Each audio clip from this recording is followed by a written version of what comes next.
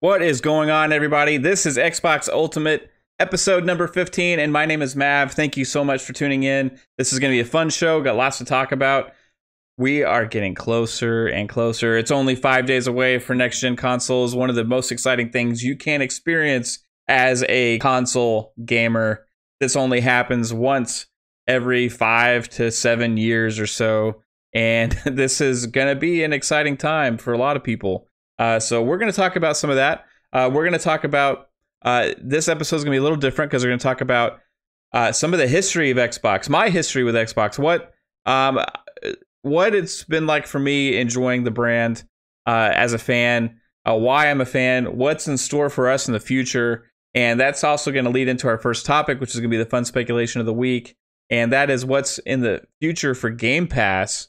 And I think we got some fun topics to talk about there, but before we get started, please take a minute to like, share, and subscribe to this video. Also, if you could share it out to your friends if you're listening on audio platforms like Spotify, Apple Podcasts, wherever it may be. I appreciate your guys' support. Thank you so much. Hit the notification bell on YouTube so you can know when my videos hit and my podcast. So on to the fun speculation of the week. The future of Game Pass. What is it? What's it going to be? What is Xbox Game Pass going to turn into? It's already evolved so much just in the last year. They've added, Game Pass for PC. They've added xCloud now. Game Pass Ultimate tier, which is all of those things combined into one, which also includes Xbox Live Gold. I think that's where they're going to be going. I think Gold is probably going to end up rolled into all of Game Pass eventually. Maybe we'll see. I'm not sure. But it is such a great value to have that diverse of options to access your games on multiple platforms, multiple places, anywhere you are. Also, the value of just being able to have your games when you plug in your console, a brand new console, you don't own a game yet, you subscribe to a free trial of Game Pass for $1 or so, or whatever it is, right? And hey, you got access to over 100 games immediately, and not just shovelware. We're talking about AAA games, indie games that have great review scores, really popular third-party games hit this service. It is a exciting time to be a fan of the Xbox ecosystem. Now, where is this going to keep going? That's what I want to talk about, because that's what we already get, and what we already get is mind-blowing. But what are we going to get? What is it going to turn into? So I think the acquisitions that Xbox has been making with Bethesda, ZeniMax, and also, you have all these other developers that they had acquired before, Obsidian, Ninja Theory, top tier development. And they're going to be cranking out games at a pace on Xbox that we have not seen before. Now, you would think, well, why isn't there anything right now at launch, really first party? Well, there is a little bit, but, they didn't get all these studios until about, they started getting them around 2 years ago or so. They also formed the Initiative. So we're going to be seeing within the next year or two just a more steady flow of big first-party releases that is going to be dropping content on Game Pass, and we're going to get those games day one. Now, I don't think Xbox is done with these acquisitions. We've talked about it several times before. I think they're going to keep acquiring studios. Satya Nadella has said himself that, hey, that he kind of likes where Xbox is going with this, and they have their eyes open and minds open to be acquiring other game developers in the future.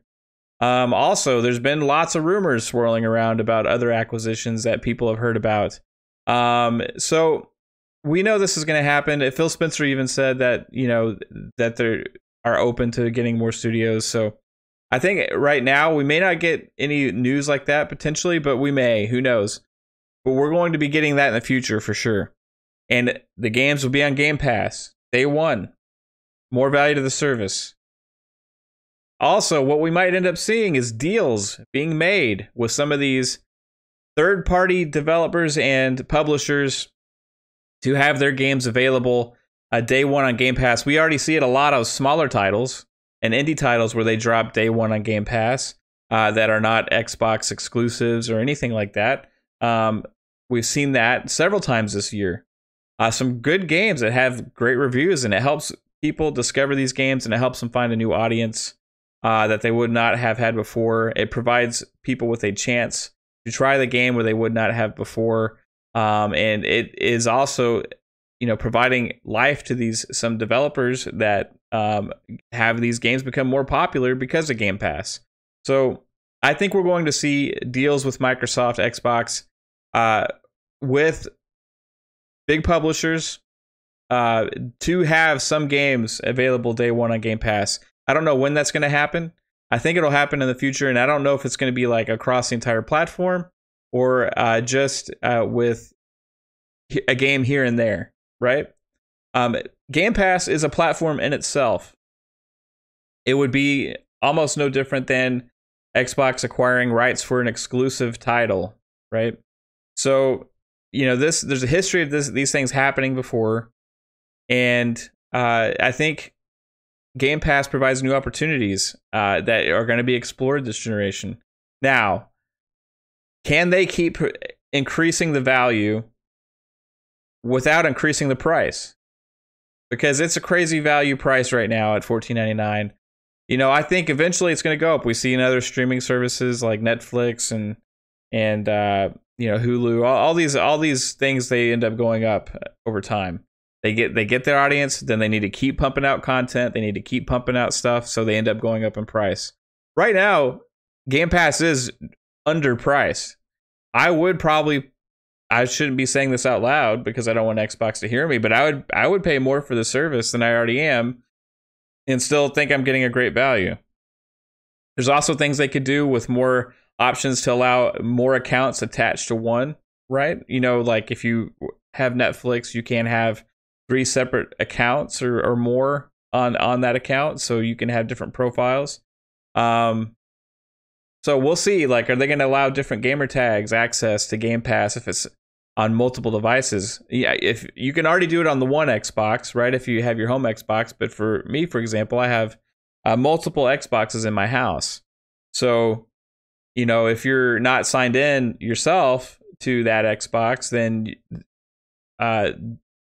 unless it's your home Xbox, and the other people can't access your Game Pass games, right? So there's interesting things they could be doing with broadening the scope of the accessibility in that regard as well. I'm really curious where it's going to go. I don't think it's going to be dramatic increases at once. I think it's going to be slow increases over time. They got to keep growing that subscriber base. The more subscribers there are, the better price we'll be able to get, because that's how they're making their money, is on the number of subscribers. So, I think Game Pass is going to be here to stay. I think other people are going to be trying to copy the model. We've already seen Google and Amazon with the streaming services. That's the kind of the closest thing. You also got PlayStation Now, which is similar in a ways to Game Pass, but it doesn't have the new stuff, right? You got to have the new stuff. So I think it's going to keep growing, and I think we're going to see PlayStation do some of that with their model and come out with something to compete with that, because Game Pass is exploding. It's taking off. The subscriber base is growing, and with the next gen consoles coming out, it's going to grow even more. So anyway, that's kind of what the fun speculation of the week is what's going to happen with Game Pass, and I kind of laid it out there. I want to know what you guys think. Do you think you think Xbox is going to be acquiring more and more studios to feed into Game Pass? Do you think the price is going to go up? Do you think that there may be some deals in place with publishers, let's say like Ubisoft or WB Games or whoever, to have their games drop exclusively on Xbox through Game Pass? Maybe not even exclusively, but let's say it's on PlayStation as well, or PC, and then on Game Pass, or on Xbox, it's on Game Pass, right? That would be interesting. I think there could be possible deals like that in the future. So yeah, let me know what you guys think about that. So next topic is the reviews have been dropping for the Series X and the Series S all across the internet, and it's been pretty interesting.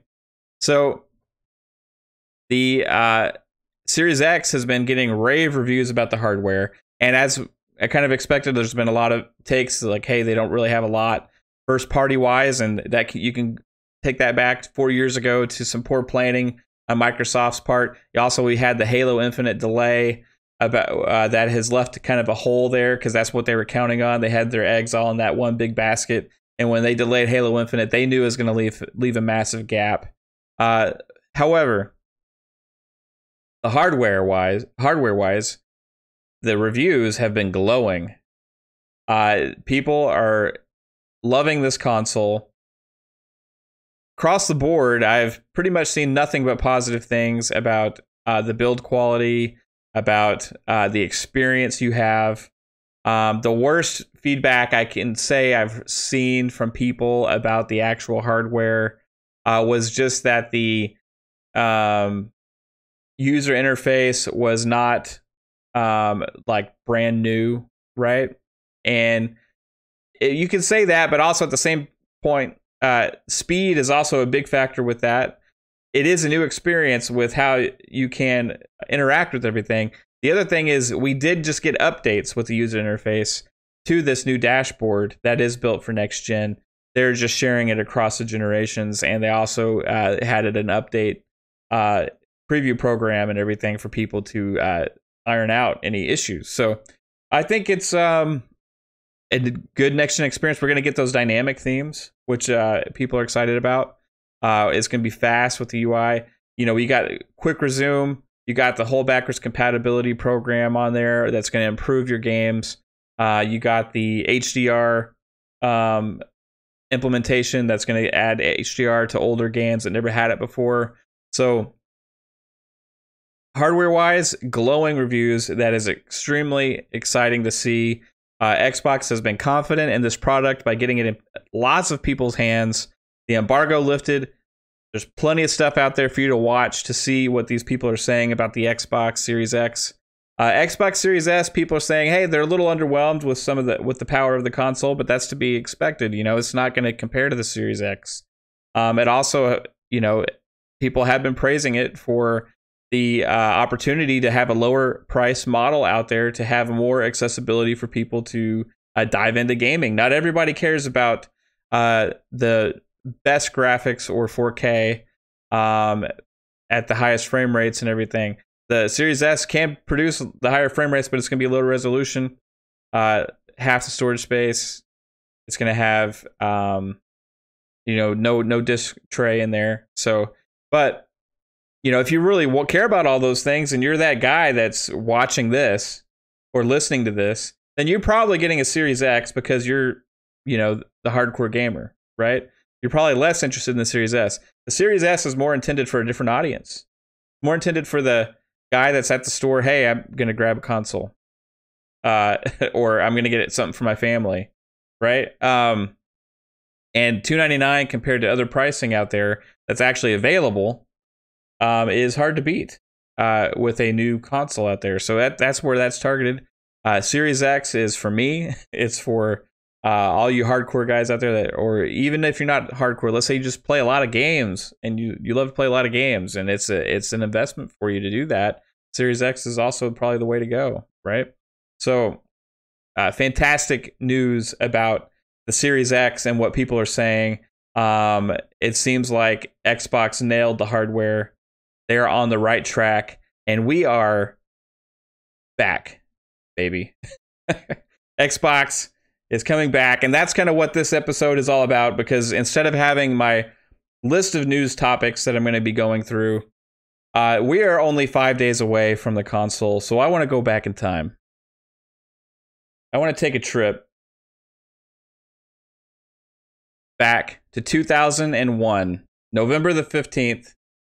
Well, this isn't November 15th, but that was a launch date of the original Xbox. And if you're watching on YouTube, you can see I have the video of the event here. You got Bill Gates, you know, about to reveal the first Xbox. And I kind of wanted to go through this and talk about some of my experience with Xbox and why I love Xbox, and maybe some of the history that we have here, you know? So I remember seeing this when I was a teenager. 2001 was actually my senior year of high school. Okay, so being that age, I have already been a gamer for my whole life at that point. I had had pretty much most of all the latest consoles. I had consoles my whole life growing up. I always played video games, and at this point, I had PlayStation 2. I'd already had a Dreamcast, and they announced this Xbox, and I wasn't a huge I didn't love Microsoft or anything, or just I was skeptical, right? I saw this was out there. Yeah, I couldn't afford it. I was a teenager, right? And I already had a game console. I was happy. And then I remember being at my grandparents' house one Christmas. I think it was the month after the Xbox had come out. And I remember hearing some of my older cousins, actually some of their husbands, my older cousins' husbands, talking about the Xbox, because they had got one, and they were talking about a game called Halo. And I didn't really follow gaming news back then, like I have started to obsessively for a long time, or always know what the next new game was coming out. I played my sports games. I played some games, I played some PC games back then. I played shooters occasionally. There wasn't that many of them back then on console, right? But they kept hearing them talk about this game called Halo. And I was like, wow, this sounds really freaking cool. So then I go home and I start looking up stuff about it. I'm like, wow, this looks different. This looks awesome. And then I start, I still couldn't afford to get an Xbox, but one of my friends had an Xbox, and they were playing Halo also, and I found out from them Halo has multiplayer. Now, it wasn't online originally, because Xbox Live hadn't even come out yet. Xbox Live was like a year after the Xbox came out. So, but they brought over their Xbox, and I remember they had been playing Halo with each other, and I played Halo with them for the first time. I got my butt kicked, right? I did. But we're playing that 4-player split screen mode, kind of like GoldenEye, if you are a 64 fan back in the day. And yeah, I was having a blast. I was getting better. We had so many matches. I eventually ended up getting an Xbox. And then all of my friends ended up having an Xbox. So they'd bring over the Xboxes, and we'd hook them up to each other and have Xbox LAN parties where we have Xbox hooked up to 3 TVs, and we have 12 people playing against each other. And then we found out that there was this website that you could hook your internet up to it and log into this website on the computer and go online that way and connect your Xbox to play other people online. So we would rig all that up. And it was a great time. It was some of the best gaming times that I had. And the story with Halo grabbed me. It was a fun game to play. I thoroughly enjoyed it. And that hooked me there. As far as the look of the console, I thought it was okay. It looked cool. There was a lot of original Xbox games that I ended up falling in love with. I liked Crimson Skies. I liked Mech Assault. I played all my sports games on there still, like ESPN NFL 2K5. I remember falling in love with Far Cry on the original Xbox, because I was primarily a console gamer. I didn't have a PC capable of playing a lot of the bigger games. So yeah, Xbox really took my love for gaming. As at that time I was an adult, being an 18-year-old, right? So I was officially an adult, and that kind of brought me into I started realizing how much gaming really was starting to mean to me and how much I loved it. And it changed. Xbox and Halo kind of changed, maybe you could say, the trajectory of my interest from that point on, right? I just fell in love with it. And a lot of the Xbox games. I still played my PlayStation. I still loved it. But once Xbox Live had come out and Halo 2, it was a different story. They didn't have an equal experience on the other brand at that point. on PlayStation, you still had everybody had their own experience. You on PlayStation, you had like each game had its own servers, right? Each game had its own connection system. It's kind of like PC gaming back then, right? Like each game had its own different thing. And Xbox had Xbox Live with Halo 2. And the matchmaking system, the way you could keep hopping into game after game after game. I played so much freaking Halo 2 with guys that I met online back then, that we'd play every night for hours and hours. And it just was something that you couldn't experience really anywhere else. It was kind of the father of that online first-person shooter experience that made it really popular and showed what it could become. And Halo 2 was just an amazing game, and some of my best memories in gaming were from Halo 2. Definitely a top game of all time for me, and I think it kind of changed gaming forever with online gaming and Xbox Live and matchmaking and talking, because Xbox was the community was very vocal back then. We people would talk, right? It was a lot of fun. Then that took it to Halo 3 and the 360 and a lot of games like that. And if you want to talk about an event, at that point I was already hooked on Xbox. I was really excited for what was to come next. And that was the 360. The 360 launch event that they had, as called 0 Hour, was, I didn't go. I couldn't go to stuff like that back then, but I saw it and it looked amazing. And I remember when they revealed the 360, it was such a good show. And that was at I think it was E3 in 2005 is when they revealed the 360 for the first time. And back then, Peter Moore and Jay Allard were really big ups in the Xbox brand. I didn't follow the news as much back then, so I don't remember the titles or whatever. But they were on the right track. The console had so many games that they were investing in. The show that they put on at that E3 got so many people excited for what was to come in that generation. After they revealed the console, they had this event, and it was just game after game after game. I remember like Ghost Recon Advanced Warfighter was shown. They had, I think they had Halo there. They had all these third-party companies there. They had like Square Enix on stage, I believe. They had, it was just like such an amazing show and celebration of gaming. And that E3 just took it to another level again for me. It was like, wow, this is freaking cool, And then innovations we got with the 360, we got like party chat.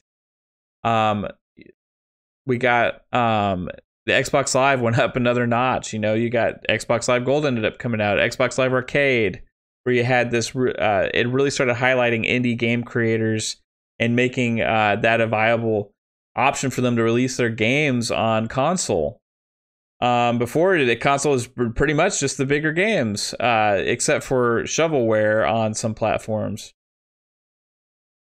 So the whole 360, like, just, your mind was blown when you saw that experience and what it was going to be.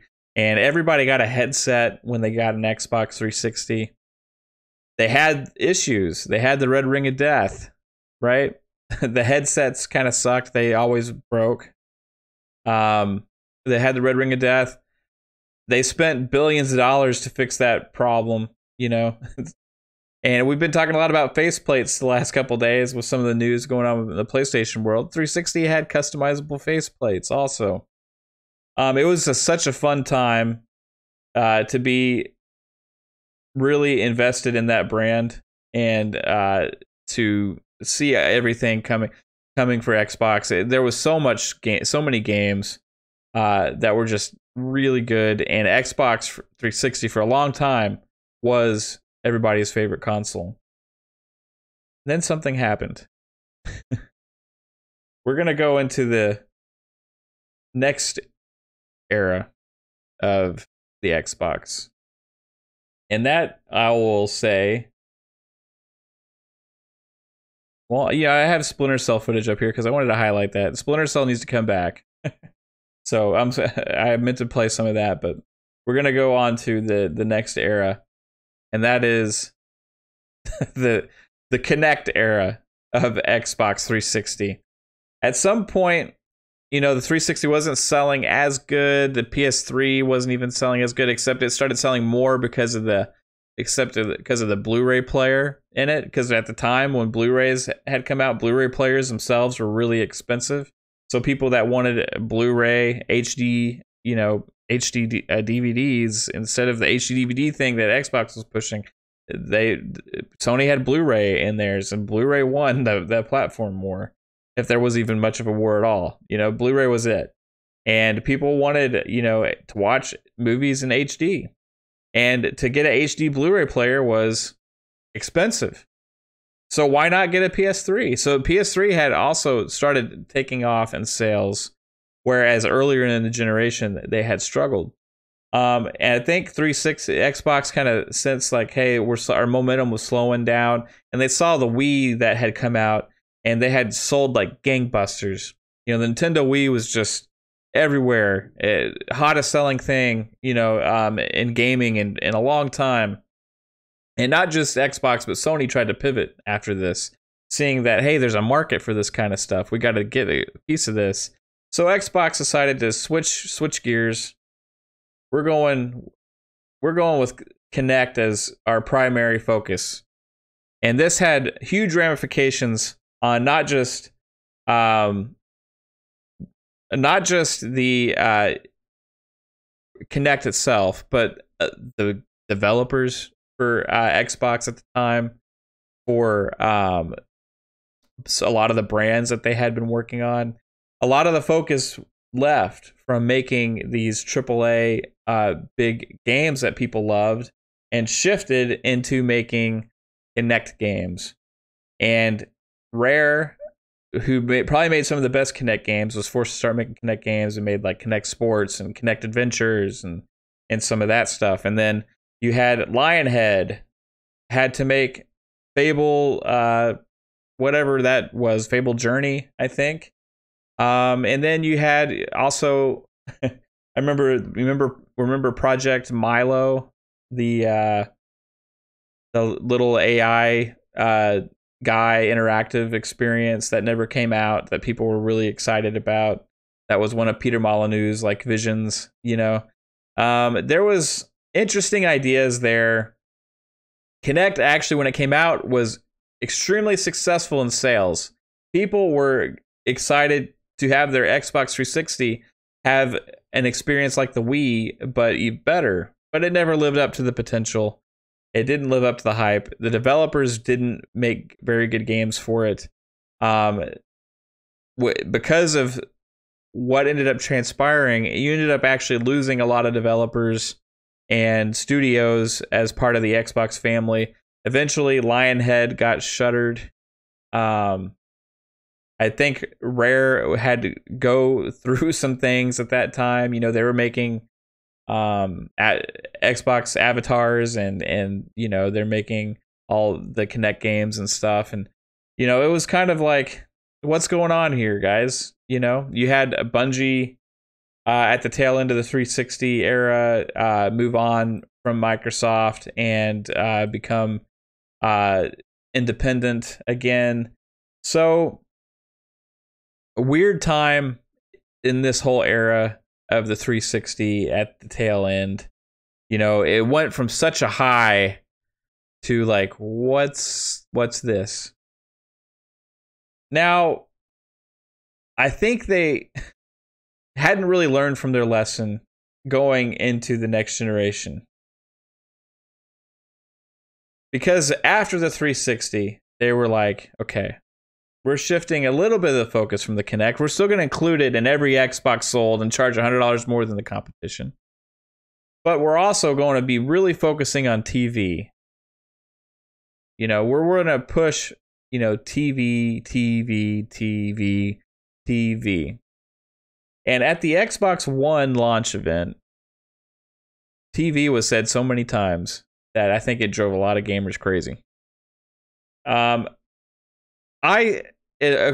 Throughout this whole time, I'm not trying to complain too much about that era because I had a blast. I still loved my Xbox. I played it every day and had a great time. There was still plenty of games for me to play and enjoy.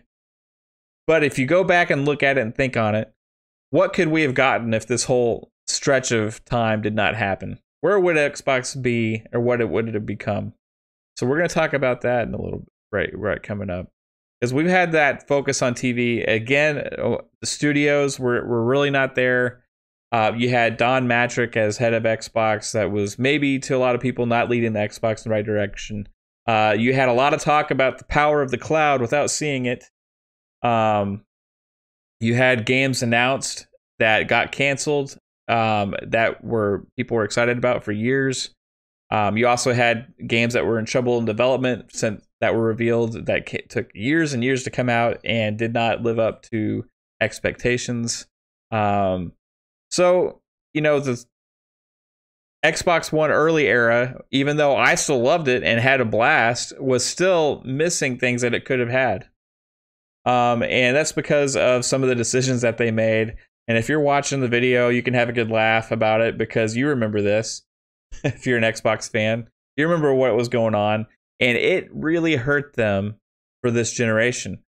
Having $100 more console that was less powerful than the competition with less games than the competition. So,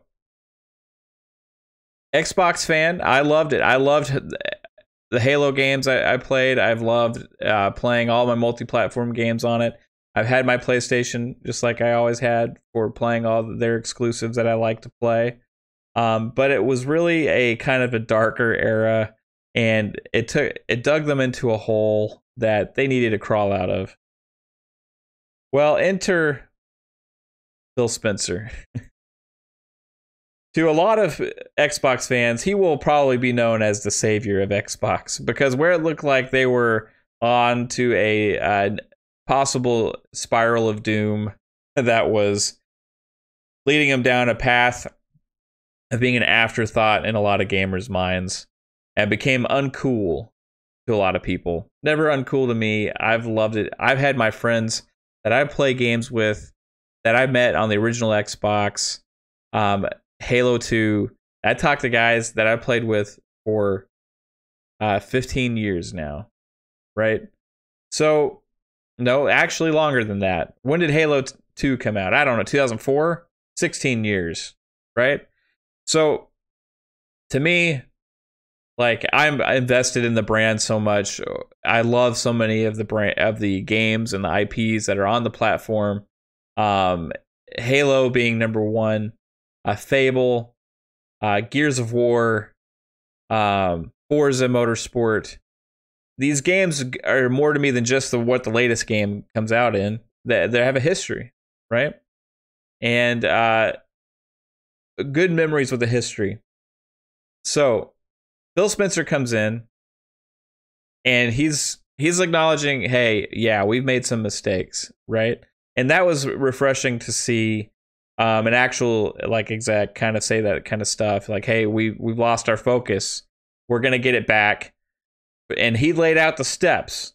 First we got to fix this, then we got to fix this, then we got to fix this, and then we're gonna fix this. And did they went through that process, and now here's where we are in a era coming up of Well, first let's talk about the One X, right? Because the One X was a great console. The One X actually was a lot of people's favorite Xbox console. And even though they didn't have as many of the great games come out because of past issues that they'd already had, every game was better on that platform than another that was multi. Pretty much every game. So it was a great place to play. Powerful games look gorgeous and run better on it. And Xbox One X has been such a joy to play over the last couple years. I'm so glad I got one. For the guys that had missed out on that and just have been playing on the original Xbox One VCR or the One S, you did miss out on the One X a little bit, but you know what? If you're getting what's coming next, then kudos to you for waiting, because your mind's going to be blown with that leap and that experience of going into the next generation. And that next generation is 5 days away. Phil has done what he said and brought Xbox to a new place. We've had the implementation of Game Pass. We have new hardware coming that is more powerful than the competition. We have we've had maybe like 3 times the amount of studios than Xbox game studios used to have. They've not doubled. They've about tripled the amount of studios that are coming to Xbox Game Studios after the acquisition of ZeniMax Bethesda. Xbox is invested in games and the gamer, and is invested in making it a great experience because of the subscription model with Game Pass is what they're going to be pushing, right? So the best place to play your Game Pass games is going to be the Series X. Series X is going to have games like Gears 5, but enhanced. Your games that you already own are going to be better when you play them on Series X. Some games like Gears 5 are getting optimizations. Not just graphically, they're gonna load faster. Yes, the graphics are gonna be better. They're gonna have ray tracing type things in some of these games. I think Gears 5's technically not ray tracing. It's called something else. I don't remember what it is. But it looks freaking good, right? It looks amazing. You have other side of the river. Higher frame rates, more better resolution in a lot of these games. I think Gears 5 should be running in like like better shadows and all this stuff. It makes a difference visually. If you're watching on YouTube, this footage is just me playing around. It's not on a Series X because I don't have a Series X yet, but I will in 5 days. And am I excited? Yes, I am. Too cold for you? So games like Gears 5, I'm gonna bring up another game on video, Watch Dogs, with the ray tracing that they're adding in. It's just gonna make these games look better. I've been streaming Watch Dogs on my Xbox One X, and it's a great game. It's fun to play. I've been having a blast with it. But look at this. I mean, if you're watching the video, I mean, holy cow, it looks gorgeous. I was kind of like on the, hey, ray tracing is a little bit of a gimmick train, but when I saw this video, and also when I saw some of the stuff they showed for Miles Morales on PlayStation with ray tracing, it's kind of like, okay, this is maybe going to make a bigger impact than I thought, right? So I'm getting sold on this on ray tracing now a little bit. But that's not even the game that I'm most excited about at launch. I'm excited about Assassin's Creed Valhalla, probably more than that. So we are entering into a new era with Xbox where it's not just about the hardware, which we talked about the reviews and how there's so many good reviews coming for it, but we're talking about Game Pass and the value that it's bringing, and also the improvement that you get on the games you already own. It is a different kind of console. It's going to be a experience that is 100% focused on bringing the best value and experience with games that we can get. Being the most powerful, also the best value. So if you're a console gamer, it is pretty much a no-brainer that you should be looking at this as an option. Unless you're just so diehard, that you don't care, about it whatsoever. And that's fine, but just the overall product that they have worked on. And now this is because of their failures. If they had been successful and been leading the way, we would not be getting all of these amazing value things that they're giving to us. There would probably not even be Phil Spencer in charge. It would still be somebody else. But because of what they have done and the direction they've led it in, we are going to be experiencing some great things on Xbox, and we have a lot in store for us over the next decade of gaming, with all of these studios going to be pumping out games that we're going to get on Game Pass, and I am looking forward to it. As an adult that loves to play video games, I can't think of a better scenario to be in than to be getting a Series X and to look at what's going to be in store for us in the future. So, Xbox, the future is bright. We know that there can always be mistakes made and go off into a different path again. Let's hope that doesn't happen. I think with a lot of the success they've been having this past year or so, with just the hype of this next-gen console launch and the success they have with the subscriptions growing in Game Pass, they know they are on the right path. Otherwise, they would not be out there spending $7.5 billion on publishers like ZeniMax Media that has all those development studios in it. They are heavily invested. And that's promising if you're an Xbox fan. Promising if you're a gamer. There's a lot to be excited about. So that's kind of, going back to some of my favorite moments. Definitely Halo 2.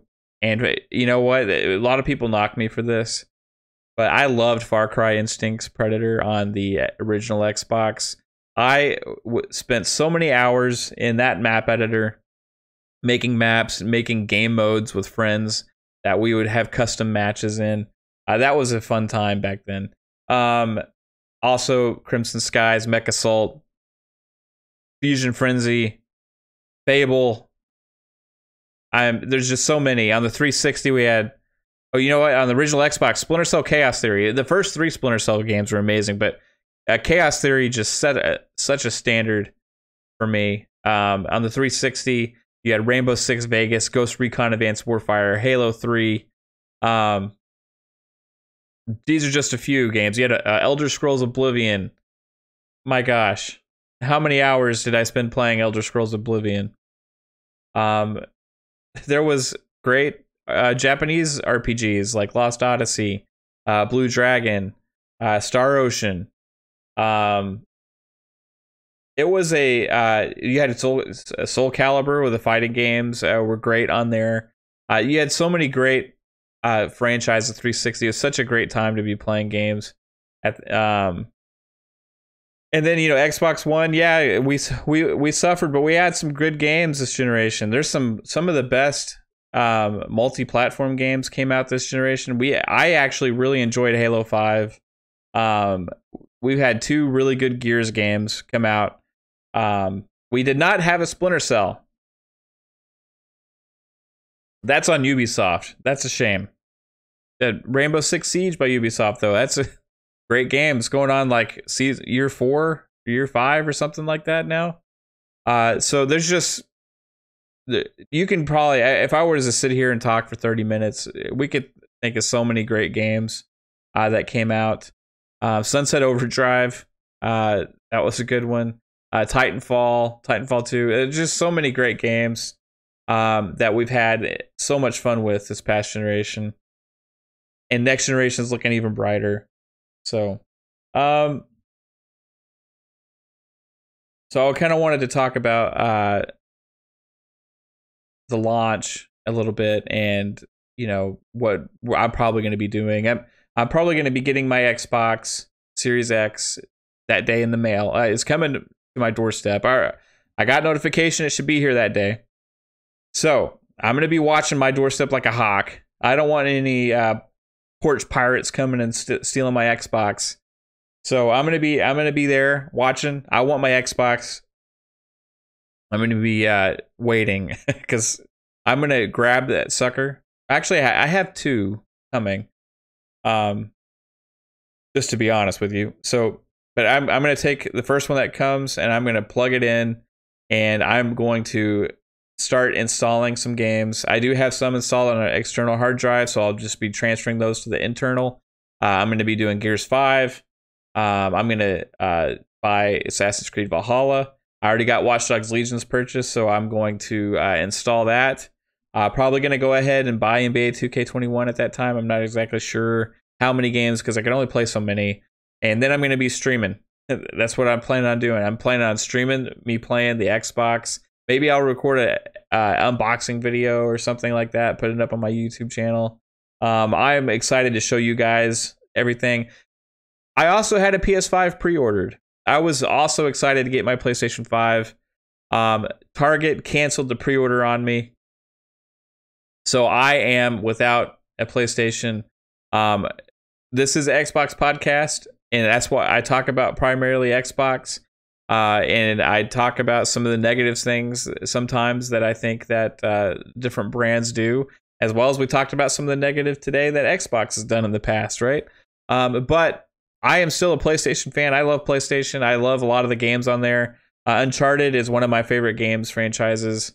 I was really excited to play with that new controller in that console as well.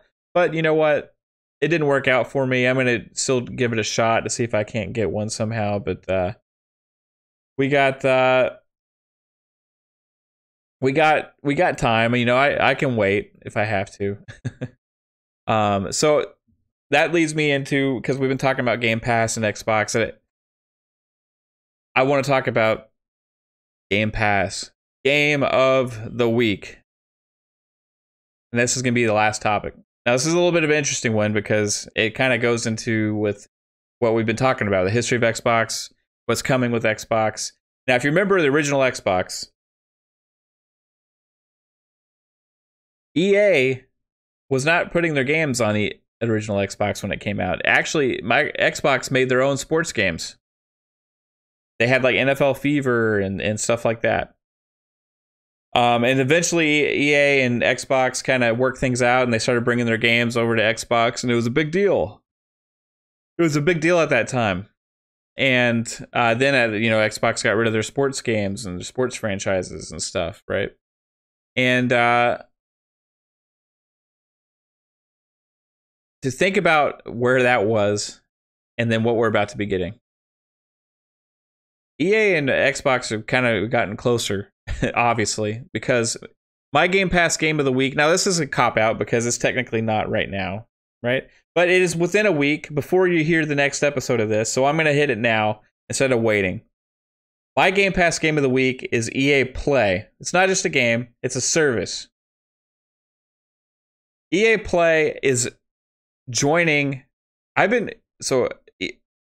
First off, I've been a subscriber to EA All Access or whatever, EA Access or whatever it's been called. I don't remember, since it came out, because it made sense for me because I do play the sports games and I play some other EA games that when I bought them, I got a discount and it's not really expensive to get EA Play, right? So I have already been doing that and I've played the trials and all that stuff. Now, it's saving me money because it is joining Game Pass Ultimate, which I already subscribed for. So with EA Play coming to Xbox on launch day, we are getting Jedi Fallen Order was just announced that is going to be on EA Play. I thought that was going to happen.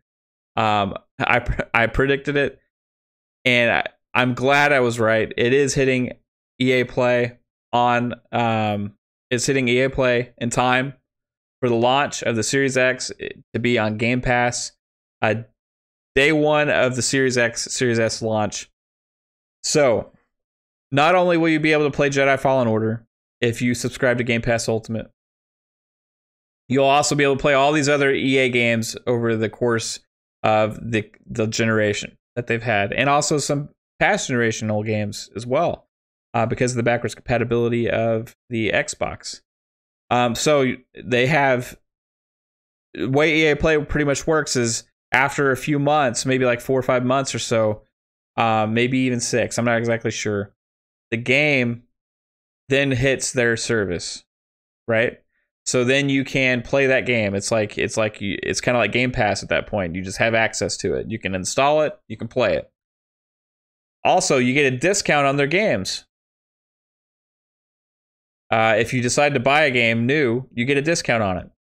Also, before a lot of those games come out, you get access to trials to try the games before they come out to see if you want to buy them.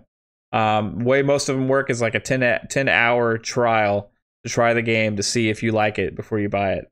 And it's and if you buy it, you get a discount, right? And so there's nothing not to like about this. EA Play becoming a part of Game Pass is a big deal. And it also kind of goes into what we were talking about with, hey, publishers having games exclusively on Game Pass and all this kind of stuff. This is a step in that direction. This is a big step in that direction. There's so many games that are great that you may have missed over the generation, and maybe some of them are going to get upgrades and updates. I don't even know. But it's worth going back and checking out, right? So EA Play is my Game Pass game of the week. But I did also want to mention, it'd be kind of like Jedi Fallen Order, right? I also want to mention these other games real quick because they did just hit Game Pass, and I think they're good and worth a try. Excuse me, Celeste. A lot of people have already been familiar with that game. Know it's a great game. It's kind of like a platformer style game, but it's really pretty. It's fun to play. I think it's kind of hard from what I remember. I'm thinking of the right one. Yeah, it's pretty hard. You know, it's like a lot of jumping, right? It's a lot of jumping. Then also Deep Rock Galactic, which is kind of like a mining game with you can play with 4 guys, I think, and you do these different missions where you got to go mine for different materials and stuff, and you go in these like deep dark tunnels. It's a fun experience. I think it's definitely worth you guys giving it a try.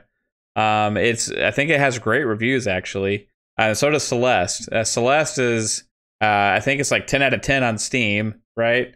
And Deep Rock Galactic, let's see what that is real quick. Deep Rock Galactic is also a 10 out of 10 on Steam. So definitely give these games a try. They're not my Game Pass game of the week because I really wanted to highlight EA Play before it hits on launch day. 5 days, guys. It's the 5th. When I wake up tomorrow, it is going to be the 6th. We'll only have Friday, Saturday, Sunday, Monday to get through before the launch. I think stuff's going to happen on the 9th. I think we're going to find out some interesting news. I think there's going to be some fun things to talk about leading up to the console. Interested to see what happens on Monday. I hope you guys liked this episode. Again, it was a little different for me, you know, kind of going through the history of the Xbox and not so much, you know, talking about all the news topics. It's been a light news week, but I really wanted to talk about Xbox a lot and kind of let you guys know, why I play so much on Xbox and why I talk about it so much and why I have this podcast. And, I hope you guys like it. And let me know if you want to see specific games being streamed or whatever. You want to see certain gameplay during the video on YouTube. I will be here with a new episode next week after I am a Series X owner. As long as nothing crazy happens, right? So I'll see you guys again next week. Thanks again for tuning in. I appreciate it. Have a good one. Take it easy. Bye.